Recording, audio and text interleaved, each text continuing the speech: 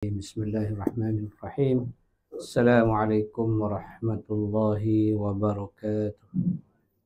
Alhamdulillahi rabbil alamin.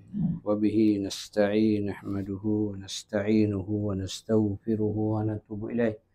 Allahumma salli ala sayyidina wa habibina wa syafi'ina wa zukrina wa qurwatina wa maulana Muhammad sallallahu alaihi wasallam.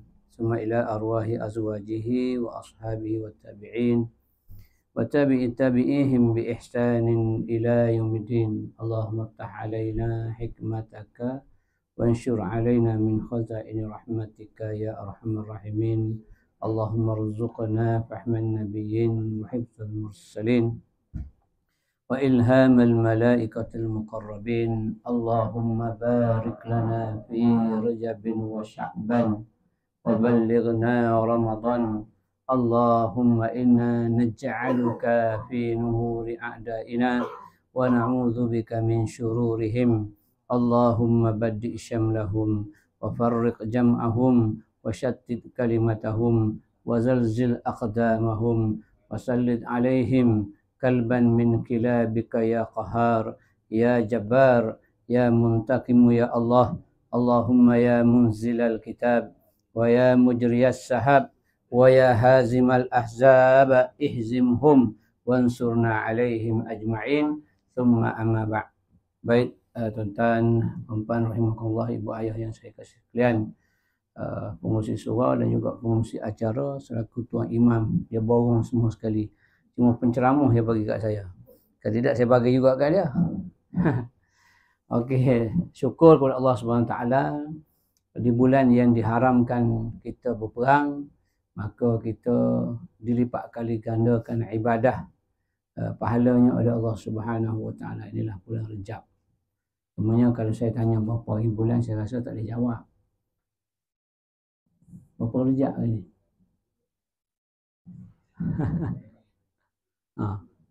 Bulan Rejab berapa hari bulan? 20. Are you sure? Oh, speaking London. 18. 18, 20, 19. Ikut kalender. Kalau kalender kuda lain. Kalender biri-biri ni lain.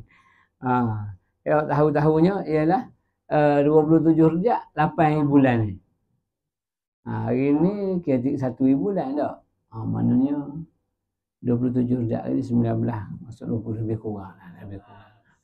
Halah beralah lah lebih kurang. Halah beralah lah lebih kurang. Ni bulan yang diharamkan berperang oleh Allah SWT. Dia ada 4 bulan dia tak boleh perang. Tak. Bulan lain boleh perang.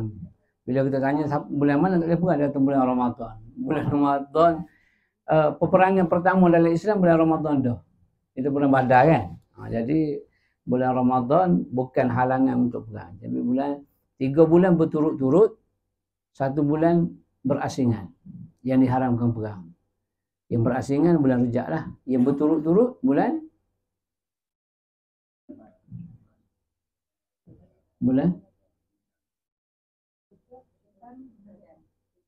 Rejab, Syaban, Ramadan. Ramadan boleh. Dia tu berturut-turut buat dia. Dia 3 beradik tu berturut-turut. Muharram. Okeylah Muharram ambil lah. Bab muhallah, halal, muharram, haram lah. Haram tak boleh. Lagi? Muharram sopan lagi. Dia betul ke belakang. Dia betul ke belakang. Muharram betul dah. Dia betul ke belakang.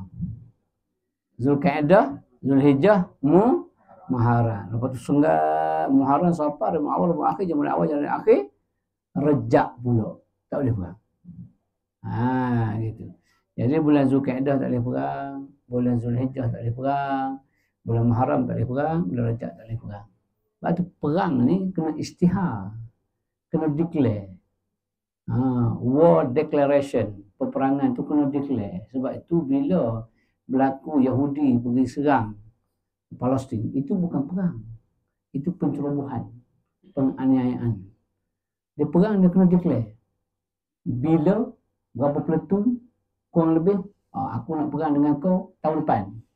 Mana Pasukan lawan tu bersedia lah. Tu baru tu fight. Ini lepas-lepas kita naik motor tu, petang, bawa anak kita pun boleh pukul kita dengan kayu kat atas belakang. Itu bukan perang. Itu pukul jelak, pukul curi. Itu tidak gentleman. Kalau gentleman kau tahan, okey aku tak puas hati dengan kau. Sebab girlfriend aku jadi bini kau. Okey tak apa.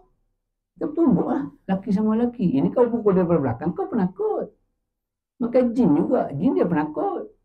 Dia tak nampak. Tiba-tiba dia usik kita. Mana boleh? Kau datanglah depan. Kalau kau berani. Mana kau usik kau belakang dalam gelap. Masa tengah hari cerah dia tak datang.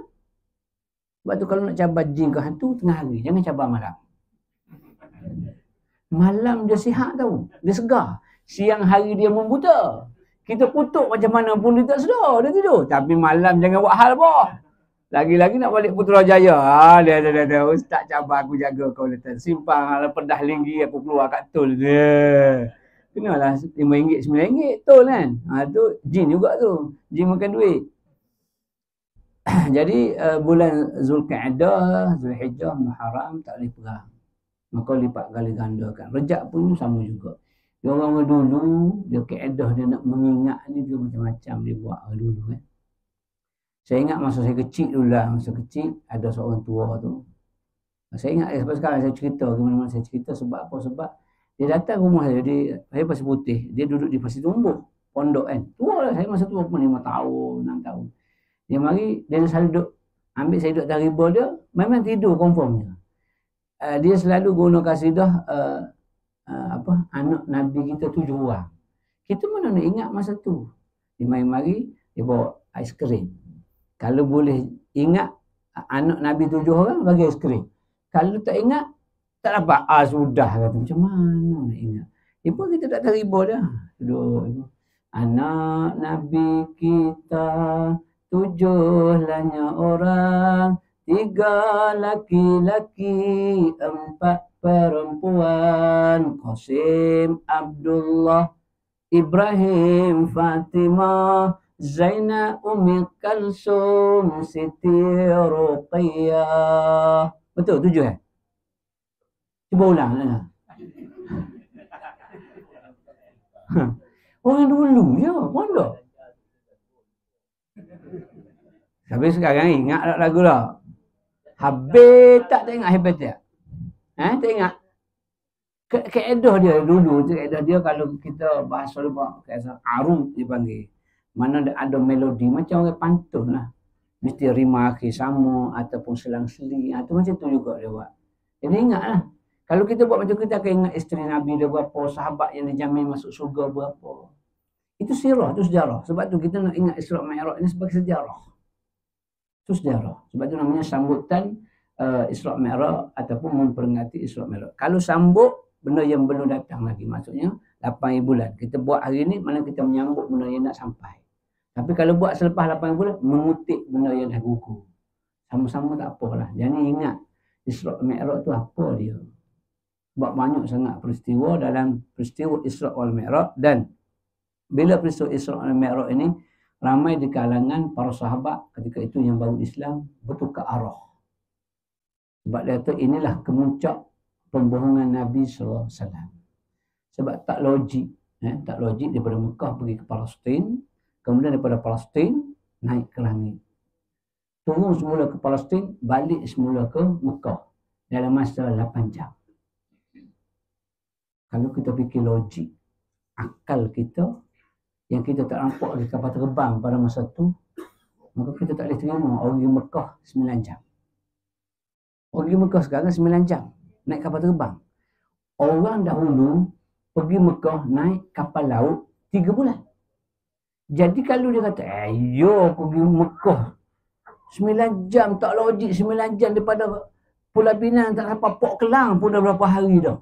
Nak ambil orang pulak kat Port Kelang daripada Penang contohnya. Daripada Port Kelang pun nak pergi singgah kat mana? Thailand ke apa? Tak pernah sabar 9 jam. Kita pergi 3 bulan. Sebab kapal laut. Kuasa kapal laut je lah. Tapi bila pergi dengan kapal terbang, kuasa dia lain. Kuasa daripada Rembau nak pergi ke Kelantan.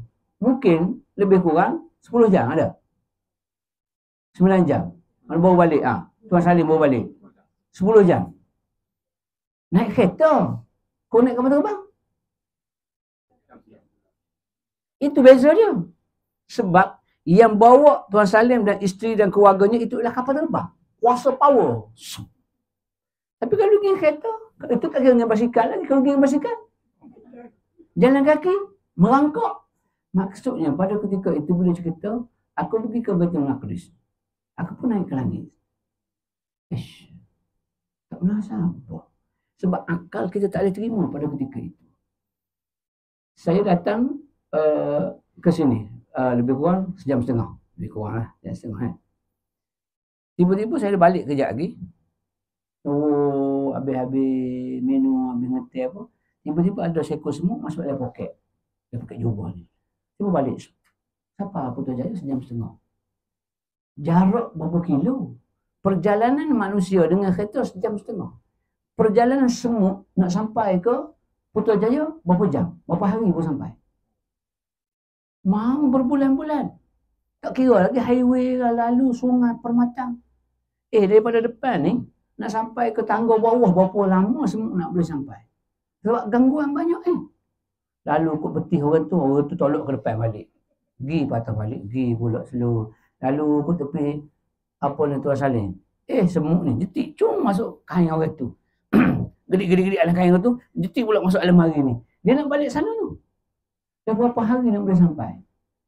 Tak sampai lagi. Esok kami. Palusa pula Jumaat pula. Orang tengah baca khutbah, semut lalu ke tepi. Kita ambil cabut. Cabut kaki. Gini jalan. Bila nak sampai? Itu ancaman dia duga ada. Slownya. Tapi bila saya yang bawa balik ke Putrajaya, sejam setengah. Lepas tu aku tertinggal barang lah dekat. Apa ni? Tuan Salim kata, Ustaz, handphone kau tertinggal kat surau saya bawa balik. Saya patah balik esok. Mari sini. Katalah, saya patah balik pula sejam. Kata 3 jam. 3 jam semua pun keluar balik. Dia pun cerita kat bini dia. Yang malam saya pergi Putrajaya tau. Putrajaya? Bila pergi? Malam tadi. Tak pernah sabar bah. Kita pernah pergi tahun 96 masa buka Putrajaya tu. 50 malam pun sampai. Takkanlah 2 jam dah sampai. Abang agak bohong. Jangan bohong macam tu. Dah lah kahwin 2 aku bohong. Kata tak kahwin, rupanya kahwin. Ini bohong lagi, tak pernah sabar lah bang. Betul, aku tak tahu lah aku naik apa. Besar lah dia kata. Lepas tu dia laju sungguh. Apa abang nampak? Bini dia pun cerdik juga. Abang nampak apa? Kalau betul daripada Rembang tu apa? Aku lalu tu nampak dia tulisan tu. Pedah Linggi. Aero Kuala Lumpur. Lalu pula aku tengok Nilai. Lalu pula Kajang. Siapa lah Putrajaya? Aku nampak bangunan tinggi apa semua sekali. Macam betul. Betul lah.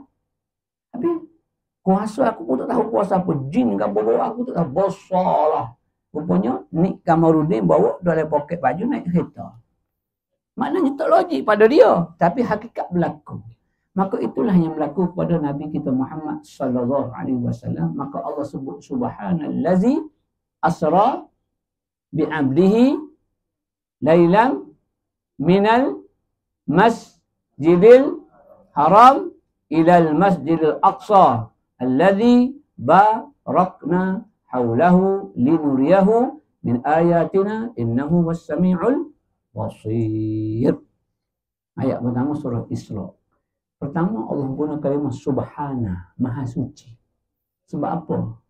Sebab kalau Allah tak guna kalimah subhana, maha suci, semua orang tak percaya.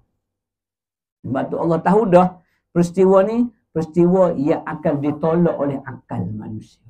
Maka sebab tu Allah guna kata subhana, maha suci Allah. Dia, maha suci dia. Maka tak ada, bila sebut dia, segala-galanya. Daripada tak ada dia boleh buat kita jadi ada. Jadi kalau benar yang dah ada, just untuk bawa daripada sini pergi ke sini, mudah lah. Nak bawa ni, saya nak pindahkan botol air ni nak daripada A pergi ke B. Mudah ya, sebab botol air ni dah ada. Tapi kalau saya nak buat botol air, nak buat warna macam ni, susah. Yang susah pun boleh buat, apatah lagi nak pindahkan benda yang dah ada. Mana mudahlah bagi Allah Ta'ala untuk pindahkan Muhammad ataupun hamba yang bernama Muhammad itu daripada Mekah pergi ke Palestin. Mudahlah. Sebab benda dah ada. Sebab dia menggunakan kalimah subhana. Sebab dia tahu dah manusia tidak akan terima hakikat bahawasanya Muhammad sallallahu alaihi wasallam dipindahkan daripada Mekah pergi ke Palestin. Sebab itu dia guna kalimah subhana. Begitu juga dalam ayat-ayat yang lain, kalau Allah bersumpah dengan sesuatu, mana benda itu penting. Wattini wazzaitun, dia bersumpah dengan buah tin. Wal asr, demi masa. Semua sumpahan-sumpahan. Kalau sumpahan itu makna benda itu benda yang berat, benda yang besar, perlu diambil berat. Maka sumpahan subhana menunjukkan berat peristiwa Isra wal Mi'raj. Siapa yang engkar dengan peristiwa ini, maka kafir dia. Sebab dia disabitkan dengan ayat Al-Quran. Kalau dia disabitkan ataupun ditetapkan dengan dalil zonni iaitu hadis, dia belum jadi kafir. Dia dosa besar. Sebab dalil Quran, dalil qat'i, dalil hadis, dalil zonni.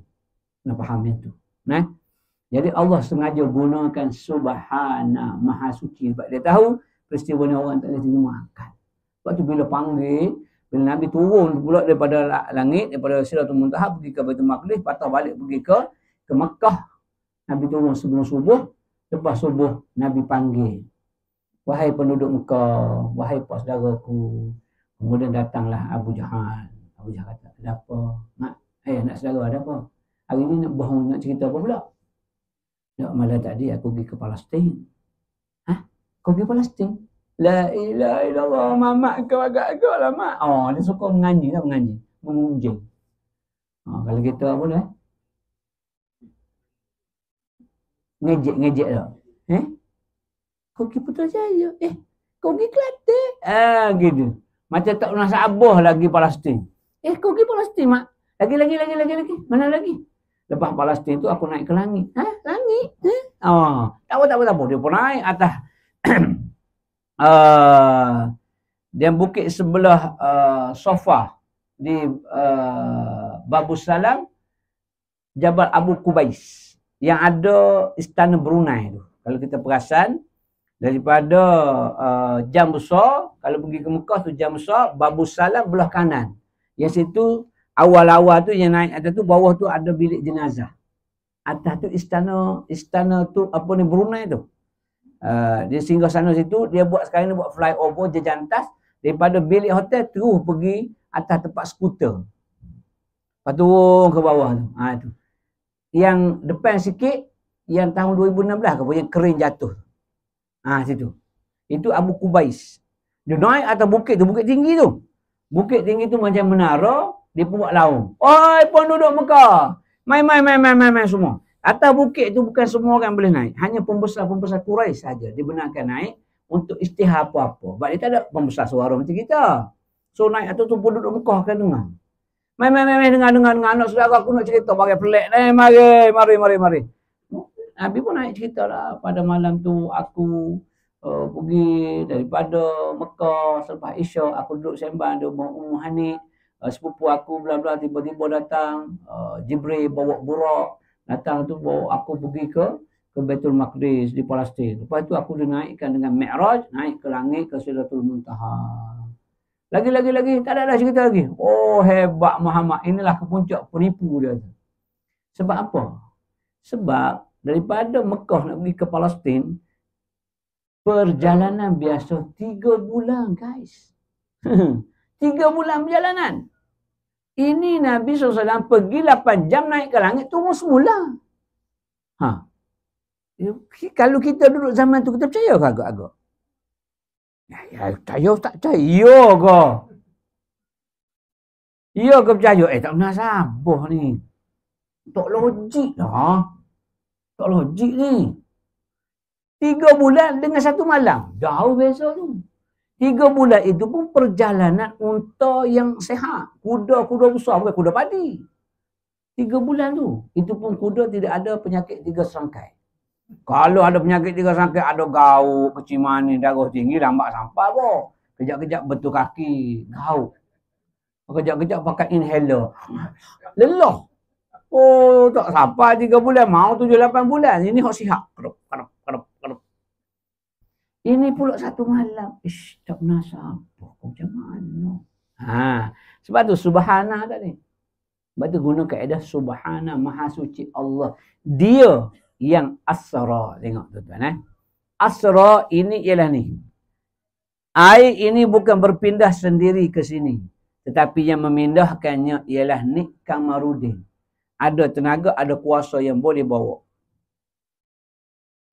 Seorang budak kecil, ya, umur dia 5-6 bulan. Dia kata, budak tu kata, aku masa 6 bulan dulu, aku dah naik Gunung Kinabalu. Kita kata agak-agak lah, mu nak menipu aku pun. Umur 6 bulan dia Kinabalu. Allah kau, bohong agak-agak lah. 6 bulan mampu berjalan pun berangkat pun tak boleh. Betul. Aku naik puncak Kinabalu tu. Apa yang kau tahu? Apa yang kau boleh buat? Dia naik dengan siapa? Ayah dia pendaki Gunung Kinabalu. Dia duduk dalam bakul belakang. Boleh tak boleh nak tanya? Boleh lah. Sebab dia bukan jalan sendiri. Kalau kita guna akal yang sempurna. Maka yang berjalan daripada Mekah pergi ke Palestin itu bukan Muhammad SAW. Tapi Allah yang menjalankan dia.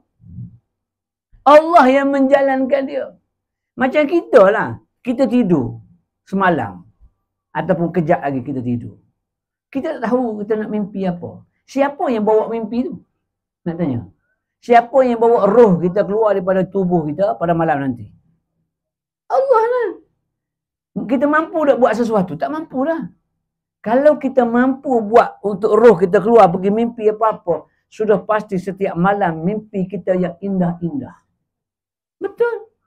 Saya masa-masa bodoh-bodoh dulu pernah tengok ustaz apa kan? Aku kalau ni aku nak mimpi malam ni nak jumpa dengan Mitun Carabuti. Kenal Mitun? Yang hitam kan? Sebab arwah mak saya suka Mitun. Tak tahulah sebab apa. Mungkin menipu dia tak nampak sangat kot. Mitun Carabuti, Maduri Dizi. Orang lama-lama ke dia saya tak kenal. Kita kalau boleh, kita nak ubah mimpi tu biar mimpi kita nak. Tapi tak apa seperti yang kita nak. Kadang-kadang kita tidur, kita mimpi elok. Kita mimpi makan durian musangking. Sedap ya Allah. Sepanjang malam tu, siapa tak subuh, tak apa. Sebab mimpi makan durian. Tapi isteri kita duduk kebun durian juga. Duduk tengah nak makan durian, tiba-tiba durian jatuh atas kepala. Duduk sakit Allah. Duduk meraung dalam tidur. Sakitnya. Baru nak makan tu, tiba-tiba datang pula babi hutan. Kejar dia, lari dia. Ya Allah, berpeluh. Tak ada orang tolong. Dalam mimpi. Kalau boleh, dia tak nak mimpi macam tu. Tapi luar daripada kemampuan dia. Macam kita. Macam Nabi SAW.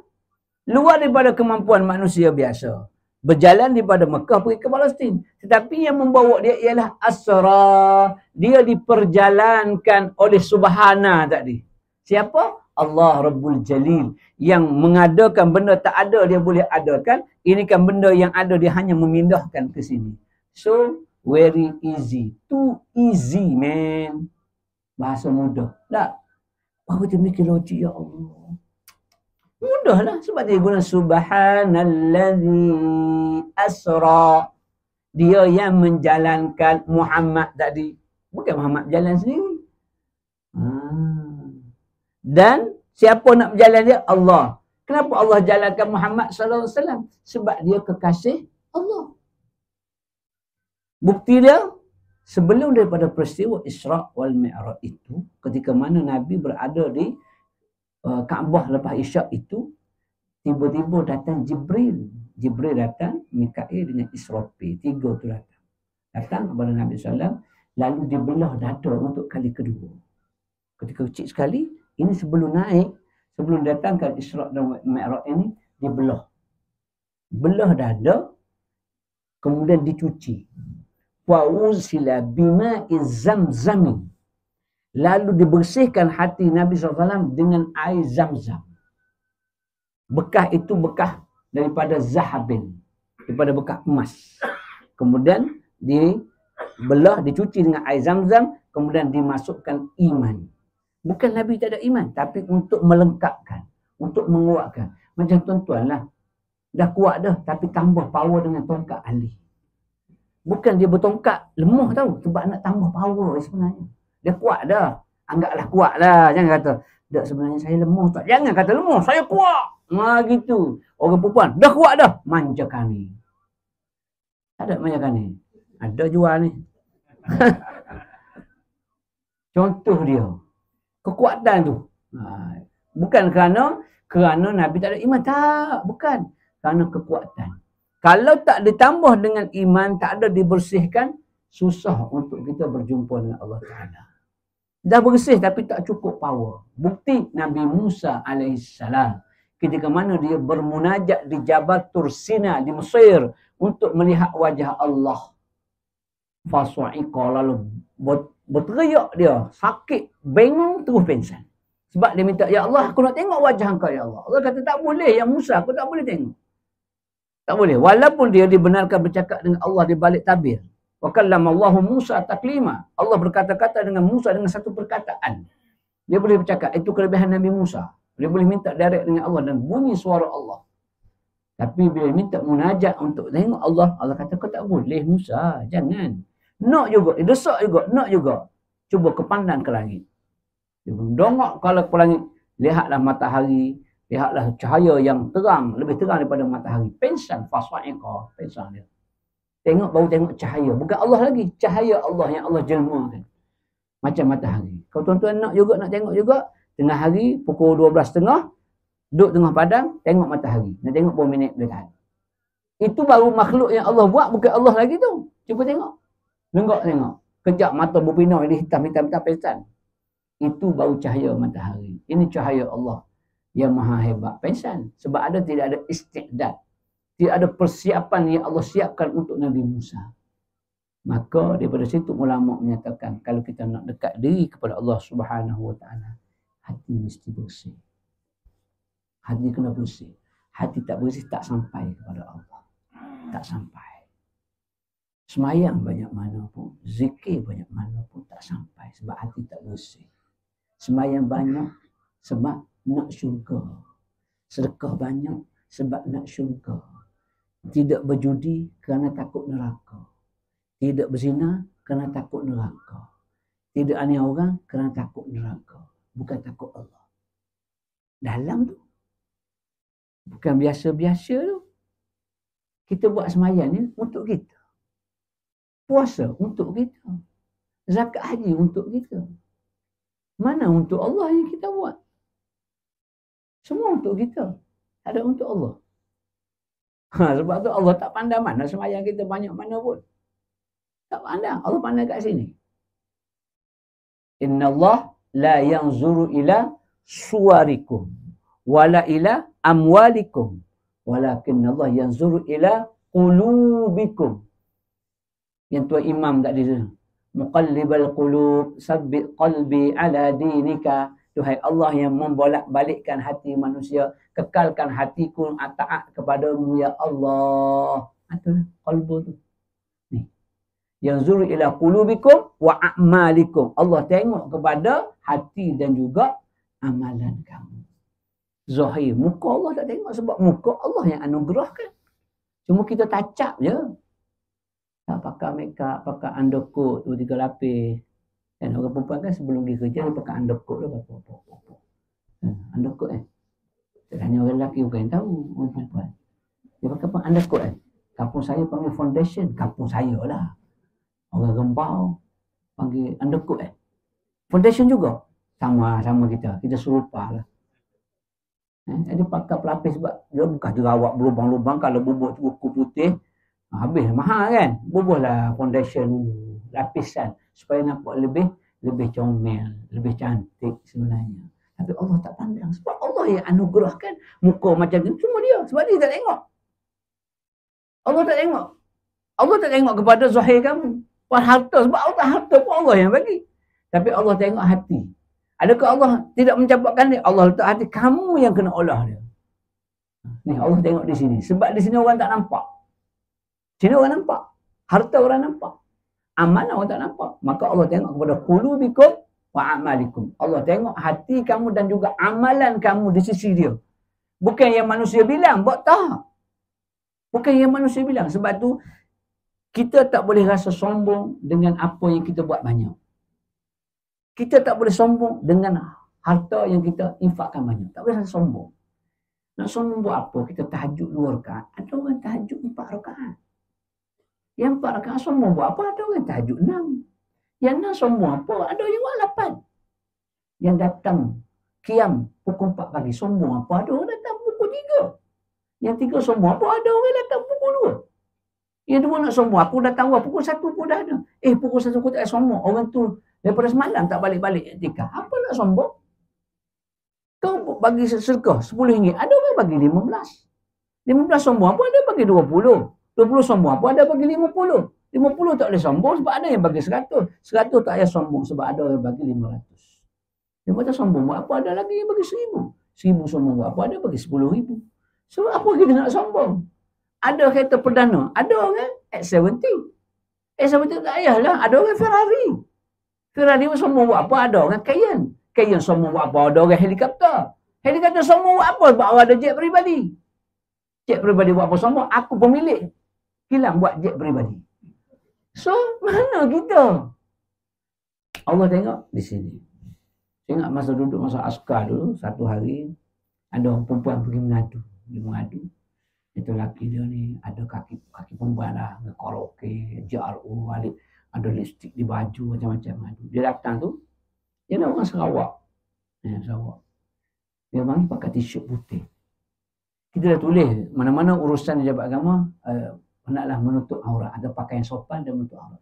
Dia pakai t-shirt. Dia lah t-shirt putih. Tak ada stongin pula tu. Kena stongin kan? Kena stongin ni. Kampung saya panggil handsock.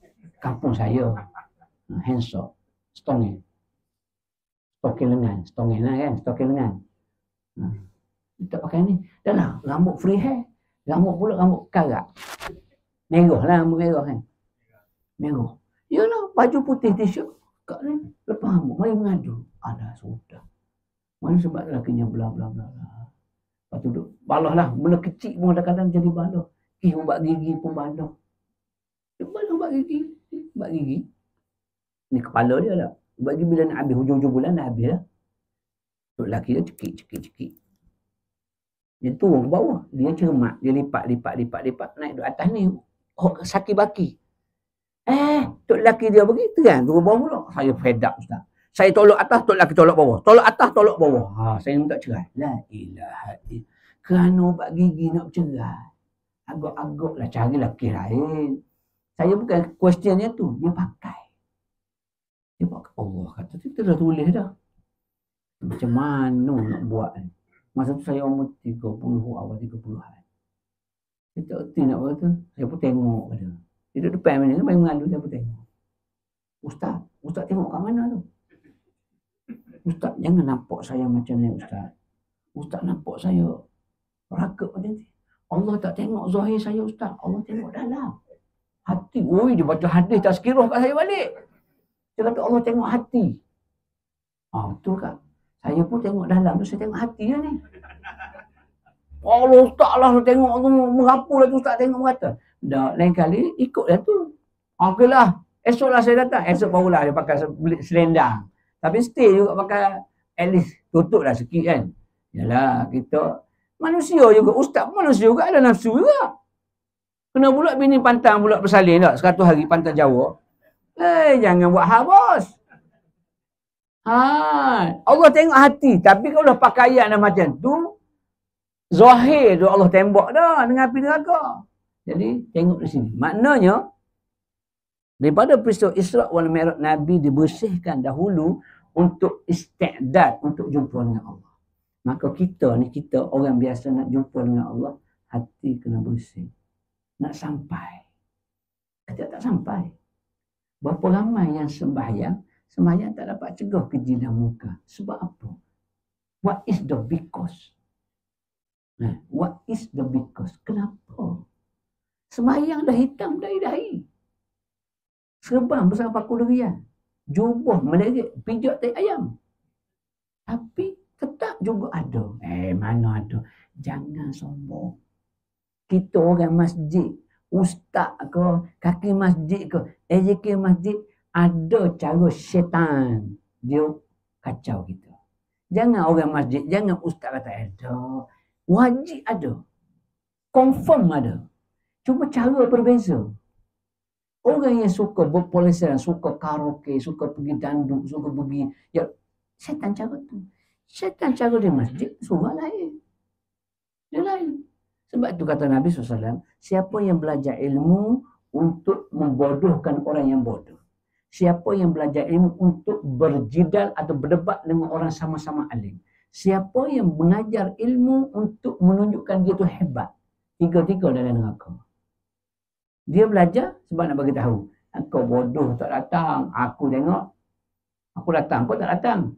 Kita nak sombong. Sombong. Yang kedua, dia belajar cari ilmu. Master PhD. Nak lawan pula master Malaysia. Berlawan dalam YouTube, dalam TikTok. Ustaz sama ustaz. Dah kita orang tengah-tengah orang awam ni dia bingung. Bukan bengong bingung. Kebingungan. Yang mana satu betul. Tak tahu mana. Fi rajabin atau rajabah. Tak, doa kan. Fi rajabin wa sya'ban. Fi rajabah wa sya'ban. Pening. Hayyul qayyum. Pening. Sebab apa? Dia belajar nak berjidal, nak lawan. Oh, Imam Syafi'i tak betul. Ini tak betul. Aku yang paling betul. Aku ulama hadis. Imam Syafi'i ulama apa? Sebelum Imam Syafi'i jadi ulama fiqh, dia ulama hadis dulu. Dia hafal ratusan, ribuan hadis. Dia ahli hadis sebelum dia ahli fiqh. Janganlah kita baru 2 hari kena hadis, dah kita condemn dah Imam Syafi'i. Imam Syafi'i orang tanya dia, Syafi'i, kau datang dengan apa? Bahasa kampung kita. Aku datang naik kuda. Kuda engkau berapa kaki? Kalau kita jawab apa, Ji? 4 kaki, ya? Ustaz datang apa dengan kereta? Berapa tayar, Ustaz? 4 luar, 1 dalam. Wajib jawab macam tu, betul? 4 luar, 1 dalam, tayar spare. Tapi Imam Syafi'i turun daripada kuda unta dia, bilang dulu kaki. Wahid isna sata arba'ah. Baru jawab arba'. Walhal dia duduk atas unta, dia boleh jawab. Boleh jawab dah 4. Confirm dah. Mana ada kaki 3 sampai. Tapi oleh kerana dia merendah diri. Tawaduk dia. Turun bilang. Takut salah. Takut dalam perjalanan dulu kaki terpotong. Mana kita tahu. Satu. Yang kedua, dia bagi jawapan. Dia mesti merendahkan martabat dia. Walaupun dia seorang ulama besar. Turun daripada unta dulu. Baru dia jawab. Bukannya daripada atas unta. 4 lah. Apa lagi? Nampak sombong tak? Sombong lah. Itu keadaan dia. Mana tawaduknya dia. Kita tayar 4 dah. Tak akan tanya lagi. Pergi buka-buka bonet. Tak ada tayar spare. Anak dah simpan. Dia pergi pump tak buat masuk. Itu kan bohong nampaknya. Tak ada. Warung. Kita panggil ayam. Kurr, kurr, kurr. Tak ada padi. Tak ada apa makanan. Kau penipu. Tak boleh jadi guru. Berapa ramai. Kurr, kurr. Ayam pun mari hu. Makan apa? Alah kau pada ayam kena tipu. Bodoh betul lah kau. Kita gelak kat ayam. Ayam tak apa tunggu pada Masya. Aku bangkit semula aku tipu kau balik. Jangan. Walaupun nasi tu basi ke apa ke panggil dia. Mesti ada habuan. Ni kurr, kurr. Ayam pun datang keliling kita. Tak pergi rumah orang sebelah. Tak bagi apa-apa. Kena bagi. Kurr, kurr. Panggil orang bagi suruh. Kena ada makan. Saja nak tengok pengusi je lah. Panggil-panggil kata, tak ada makan. Kita pergi nak makan. Ikut lah niat mu nak makan ke apa. Jawab, bukan saya tak nak makan. Saya dah makan. Tak ada tanya dia ni. Saja-saja lah. Tapi maksudnya, kiraan, isyak bagi tahu. Saya tak nampak tu. Isyak bagi tahu, kita azan sikit. Sebab doa di antara azan dengan iqamah adalah doa yang dikabulkan oleh Allah Subhanahu Wa Taala. Saya tak tahu sebab Putrajaya 8.41. Sini tak pasti. Dah masuk? Azan. Azan dulu. Lepas tu kita sambung sikit.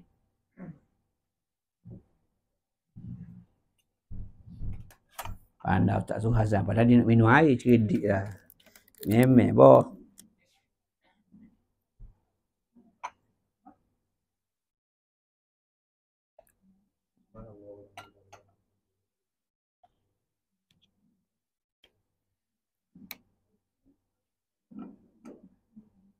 Allahu Akbar, Allahu Akbar. Allahu Akbar,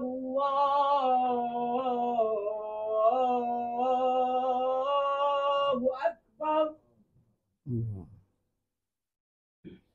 Asyhadu an la ilaha illallah.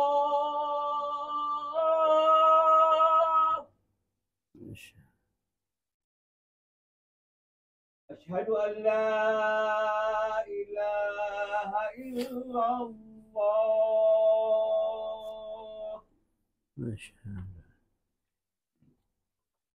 Asyhadu anna Muhammad Rasulullah.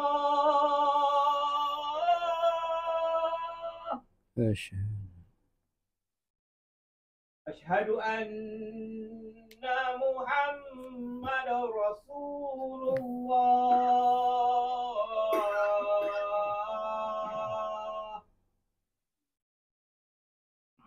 Hayya 'alas salah.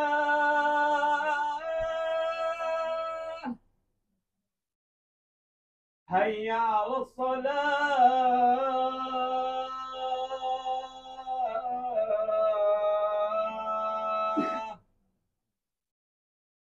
Hayya 'alal falah.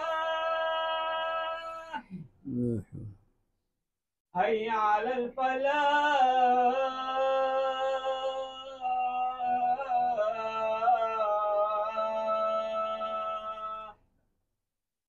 Allahu Akbar, Allahu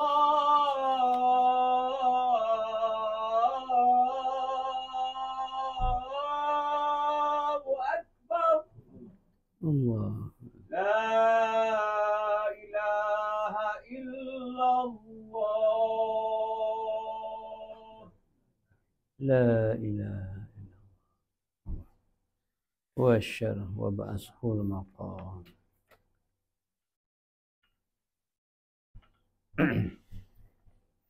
Baik, dalam peristiwa Isra' dan Mi'raj itu Nabi SAW dibersihkan. Maka kita, saya sambung sikit lagi, hati kita hendaklah bersih. Baru kita betul-betul kita buat, kita akan sampai.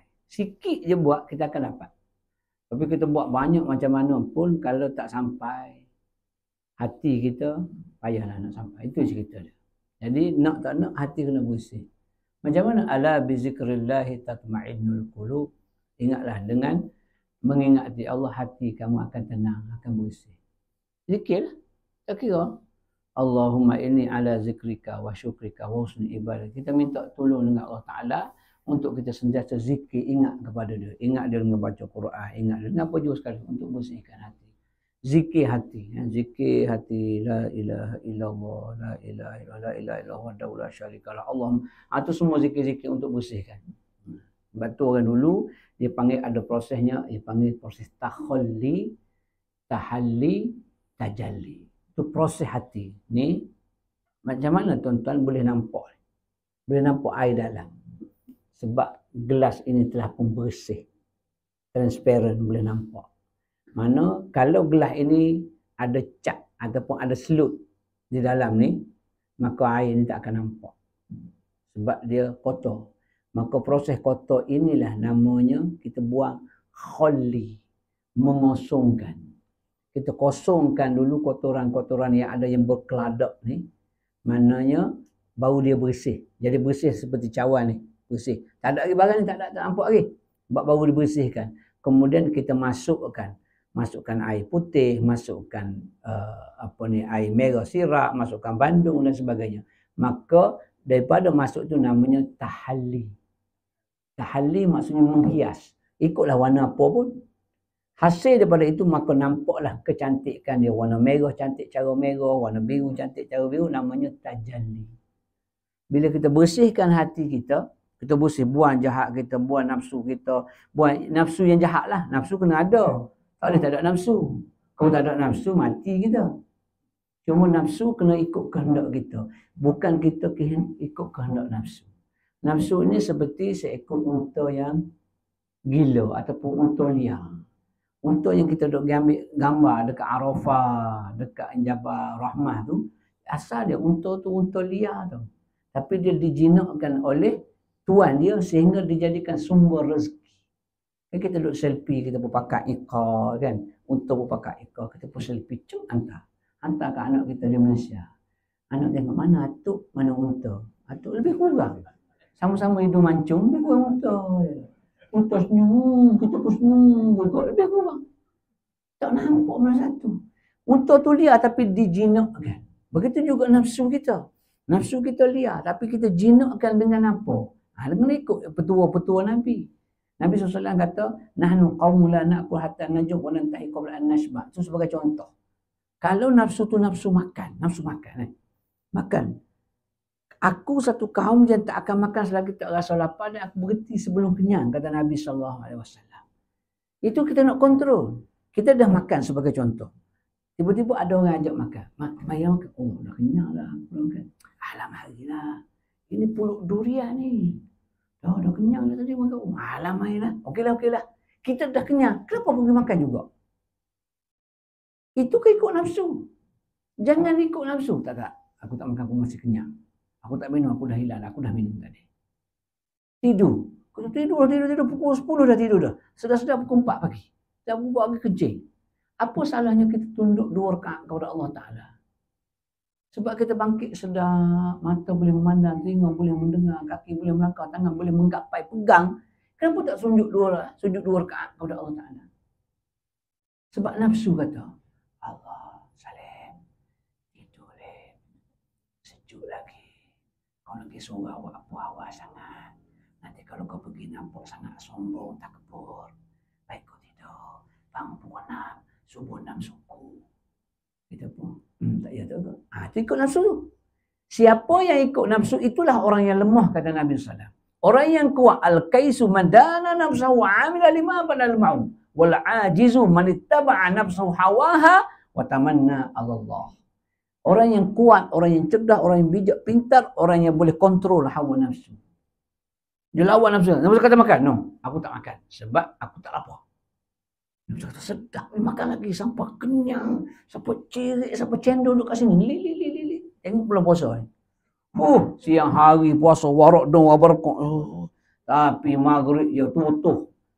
Jangan tuan-tuan. Perut kita makan, minum, angin. Dia ada 3 partition. Kalau nak makan tu banyak, ruang air menjadi sempit. Sebab kita dah masuk ruang orang. Kalau air tu kita minum banyak pula, sempit pula ruang angin. Sebab tu orang imam, jarang dia makan banyak kalau nak jadi imam tarawih. Dia makan sikit. Sebab ruang angin tu supaya dia panjang, napas dia. Kalau tidak tuan-tuan, baca Fatihah tak lepas. Bismillahirrahmanirrahim. Alhamdulillahi Rabbil Alamin. Ar-Rahmanir-Rahim. Cendol kat sini. Li cendol. Ya, tak percaya tanyalah imam-imam tu. Tapi kalau dia makan sikit je, kurma 1 biji, air suam, ruang udara tinggi. Bismillahirrahmanirrahim. Alhamdulillahi Rabbil Alamin. Ar-Rahmanir-Rahim. Maliki Yawmiddin. Sudah is. Satu nafas kadang-kadang Fatihah. Kan tuan-tuan suka baca Fatihah laju. Tu. Kalau baca lambat. Bismillahirrahmanirrahim. Alhamdulillahi Rabbil Alamin.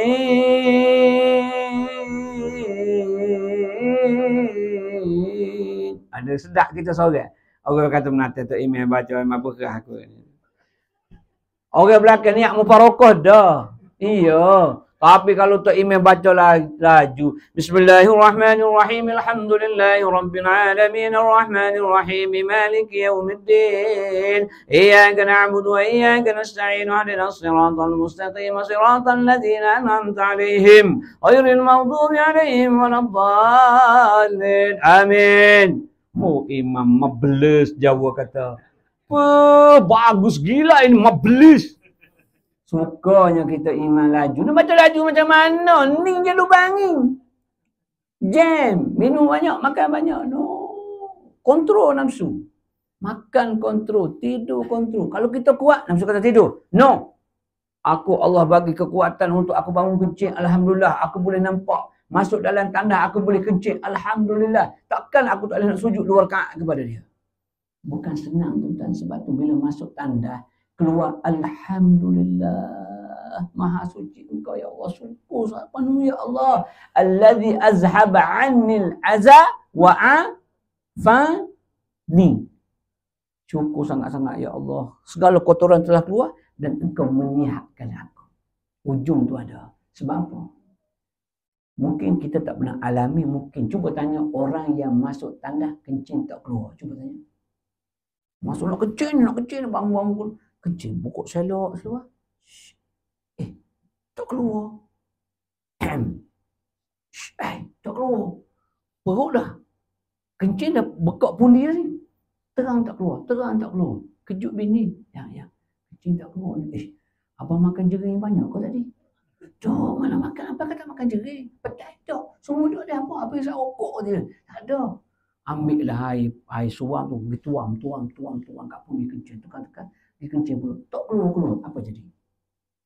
Kecemasan ICU tu. Betul. Kita tak pernah alami tak apa. Orang pernah alami meraung sakit nak kencing. Kencing tak keluar. Terang tak keluar. Hospital jawapan dia. Pergi hospital. Bukan dia bagi ubat ni. Dia ambil kabel tu. Dia cucuk lubang kencing tu. Kabel tu. Hos. Sama-sama dengan tiang. Ni. Cucuk. Dia tak akan bubuh. Minta maaf Kak. Dia tak akan bubuh kepala ni dalam kabel ni. Sebab terang kencing tak keluar. Kalau kencing biasa, mungkin. Dia sekarang ni tak nampak sakit. Dia sarung, salur kat luar macam tu. Kencing daripada tu masuk dalam pad. Itu cara sekarang. Supaya tak sakit. Kalau lah kencing pun tak keluar, terang tak pergi, nak macam mana? Dia akan cucuk lubang kencing. Tanyalah orang perempuan yang bersalin, yang scissor dan sebagainya. Dia akan cucuk lubang kencing. Dia berminyak lah sikit. Tolok cuk. Dia tak ada bius. Dia cucuk, cuk, sampai kat lubang kencing, cuk, pecah lubang kencing, pundi tu pecah, barulah keluar dalam pad. Tak tahu, nak tahu sakit, kita try tanda sekarang. Sakit, tanya orang perempuan. Itu yang, bukan saya yang kena, member kena. Ustaz. Jangan Ustaz, saya tak nak Ustaz, juluk tu. Dia ambil kabel tu, kabel gerik yang orang buat air kan, menitik, lebih kurang satu lah. Tutup, masuk. Sebab apa? Kita tak tahu. Sarah tu dah menutup lubang kencing. Sebab tu bila keluar air kencing, alhamdulillahilladzi azhaba 'anil aza wa 'afani ya Allah. Syukur ya Allah. Kalau kencing tak keluar mampus. Kurang-kurang kalau pergi swasta RM60 tak sia-sia kena bayar. Itu pun biasa ubat tu. Tak jumpa doktor lagi. Kalau jumpa doktor bagi syarahan. Kalau doktor bagi syarahan lagi mahal tau.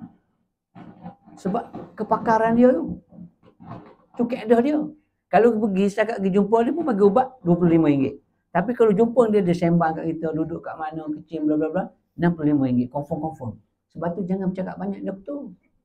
Ini dia cakap, doktor belajar kat mana. Jangan buang masa dia.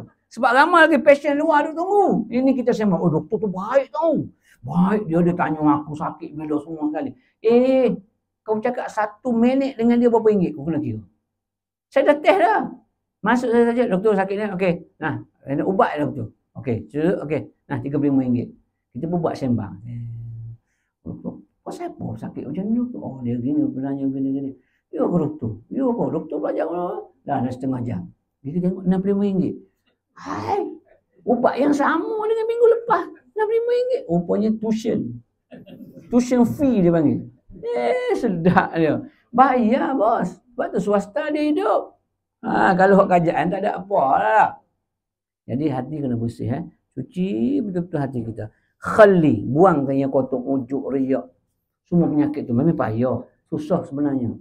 Sebab tu nak buat tadi. Nak buat untuk bukan kerana syurga, bukan kerana aku. Memang susah. Kita buat mesti ada benda kita nak.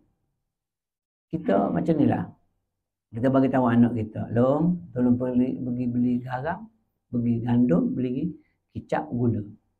Ala pun minta kunci. Minta duit. Pergi beli. Balik. Bagi kat ayah. Balance. Semua. Habis duduk 3 hari. Alung, pergi beli gandum. Pergi beli beras. Bla bla.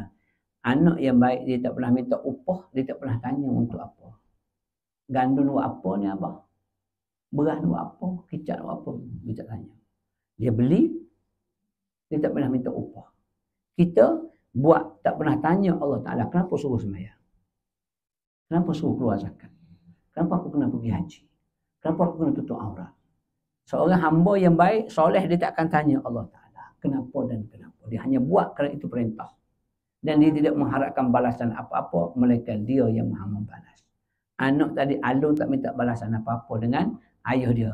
Tapi ayah dia tahu Alun ni budak yang baik. Satu ketika nak pergi rombongan sekolah, dah bayar dah RM100 untuk bas sekolah. Tapi dia bagi lagi duit boket. Alun ambil RM50, kau pergi Langkawi tu nak beli coklat, kau beli apa, kau belilah. Tak apalah Abah, tak apa. Aku tahu kau perlu. Tak apa Abah, tak apa. Tengok. Maksudnya Allah bagi kita tanpa kita minta. Syarat kita hamba yang soleh. Kita buat bukan kerana syurga. Bukan kerana neraka. Tapi kerana dia suruh. Kalau kita takdirkan syurga itu tak ada.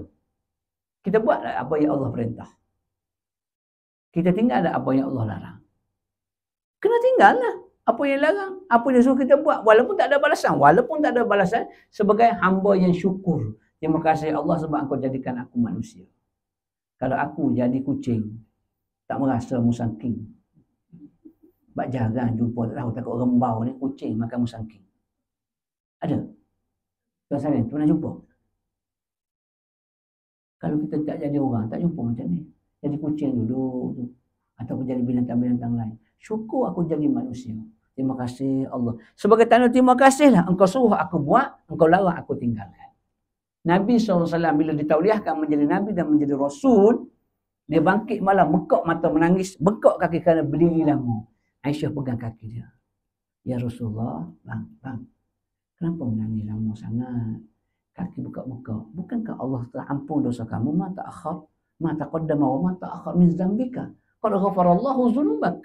Allah dah ampun dosa kamu. Dulu dan sekarang. Buat apa lagi kamu menangis-nangis bapak? Macam tu sekali. Bekak kaki-kaki. Apa kata Nabi SAW? Afala akuna abdan syakura? Tak bolehkah aku nak jadi hamba yang bersyukur? Terima kasih Allah, kau telah milih aku menjadi Rasul engkau. Kau telah pilih aku menjadi Nabi engkau. Sebagai tanda terima kasih, aku sujud kepada engkau. Bengkak kaki aku beri tanda syukur. Bukan sebab apa-apa, sebab terima kasih Allah. Maka kita buat kerana terima kasih kepada Allah. Bukan sebab syurga, bukan sebab neraka. Itu hanyalah ganjaran semata-mata. Kerana syurga juga adalah makhluk, neraka juga adalah makhluk. Membuat sesuatu kerana sesuatu, masih lagi syirik kepada Allah Subhanahu Wa Taala. Kena pegang betul-betul. Sebab tu, peristiwa Isra' wal Mi'raj ini, kita kena ambil durus wa ibar.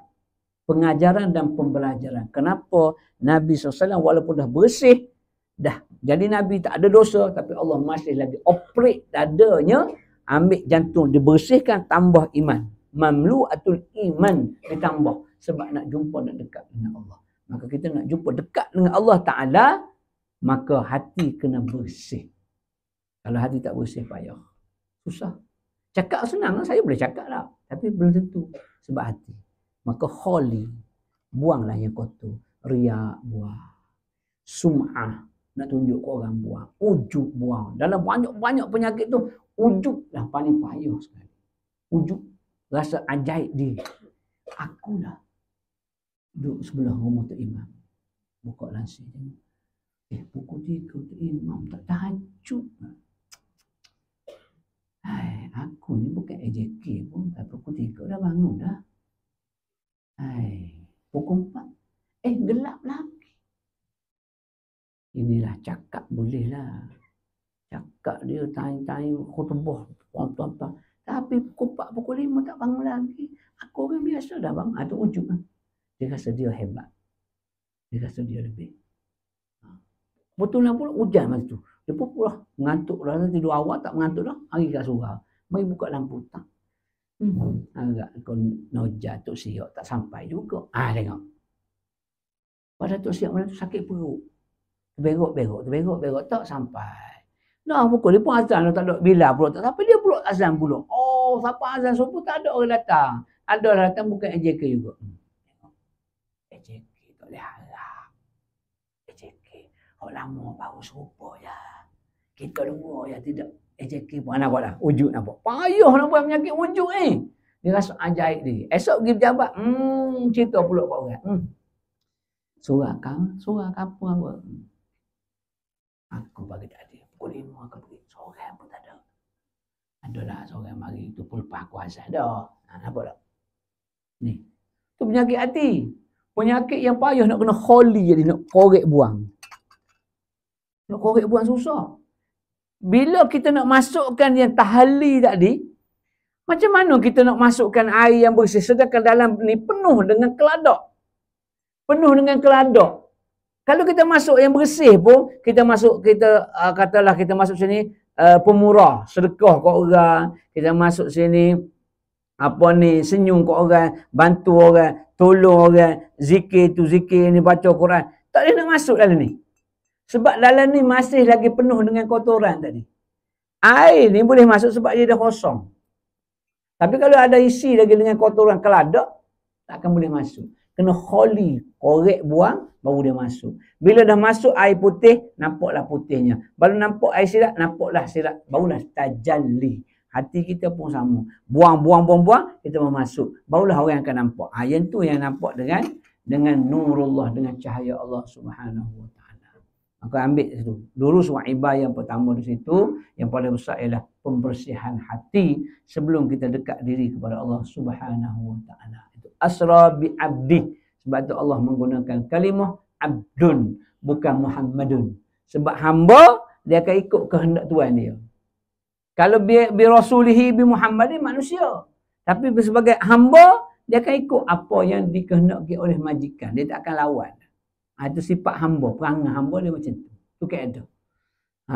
Maka kalimah bi abdihi itu ialah kalimah menunjukkan bahawasanya yang bergerak itu ialah hamba, bukannya Muhammad yang bersifat dengan Muhammad. Tidak. Tetapi ia adalah seorang hamba yang ikut patuh kepada perintah Allah Subhanahu Wa Taala. Panjang, banyak cerita mengenai Isra wal Mi'raj. Belum lagi berjalan naik burak dan ada pula jin iblis yang datang mengganggu sehingga terpaksa dibunuh ataupun dihalau oleh Jibril alaihissalam. Dan situ ada satu doa yang cukup besar yang dibacakan oleh Jibril, diajar kepada Nabi SAW supaya ifrit ataupun jin itu tak boleh nak ikut Nabi untuk dalam peristiwa Isra wal Mi'raj. Dan dalam perjalanan itu dipertontonkan dengan pelbagai-bagai tontonan. Ada orang yang pukul kepalanya pecah-pecah, ada orang yang perut buncit bangkit jatuh, ada orang yang pelbagai-bagai jenis orang. Lebih kurang disebut oleh Syekh Mutawalli Asy-Sya'rawi, disebut lebih kurang ada 12 ke 13 peristiwa yang ditontonkan kepada Nabi sallallahu alaihi wasallam. Semua sekali. Dan akhir kemuncaknya berjumpa dengan Allah Azza wa Jalla itu perihal mengenai fardu sembahyang yang 50 waktu.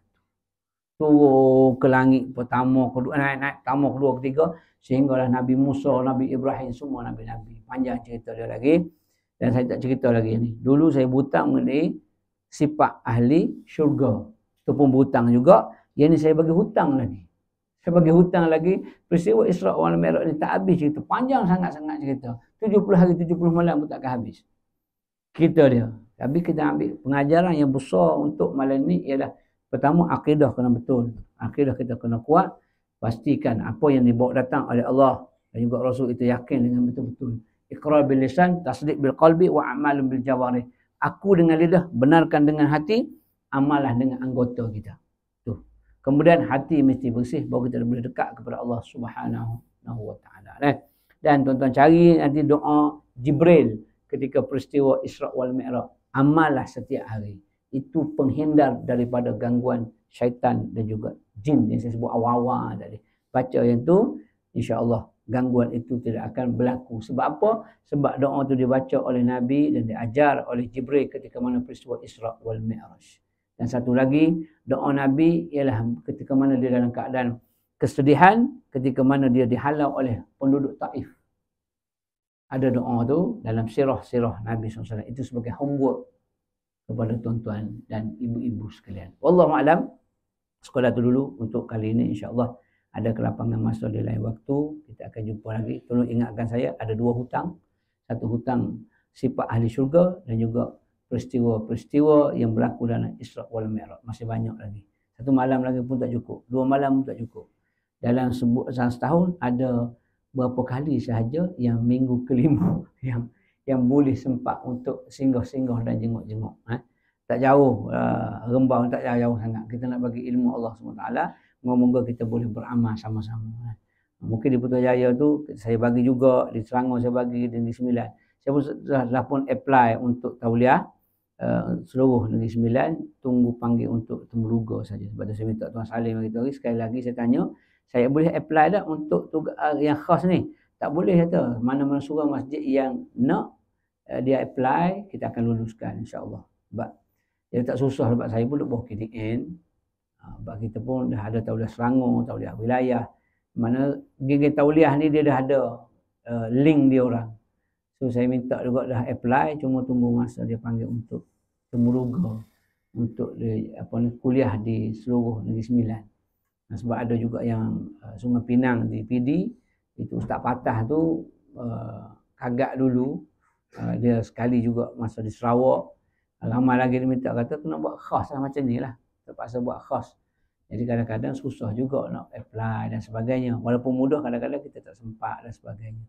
So insya-Allah mudah-mudahan Allah beri kelapangan kepada kita semua untuk sama-sama kita sentiasa, bukan dengan Ustaz ni saja, dengan ustaz-ustaz yang lain, sentiasa istiqomah dengan ilmu Allah. Sebab kita nak bersihkan diri susah.